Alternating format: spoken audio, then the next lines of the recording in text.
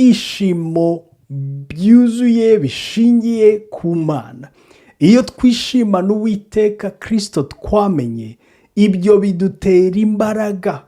Ibyo nibyo biduha imbaraga. Iyo rero wumva ucitse intege, icyo ukwiye kwirukankira ni ukwirukankira kureba Kristo wabambwe akazuka ku bwawe, agupfiriye kugira ngo ubone ubugingo buhoraho.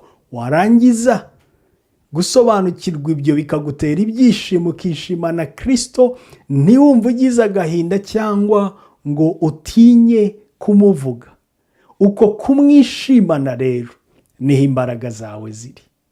Ubwo ibyo ngibyo biratanga n'igisubizo kibaza ngo kuki abizera Kristo no mu gihe cy'umubabaro no mu gihe cy'ibyago babaho nk'abafite ibyishimo? Ntago babaho nk'abafite ibyishimo, ahubwo bafite ibyishimo kuko bishimana Imana, birata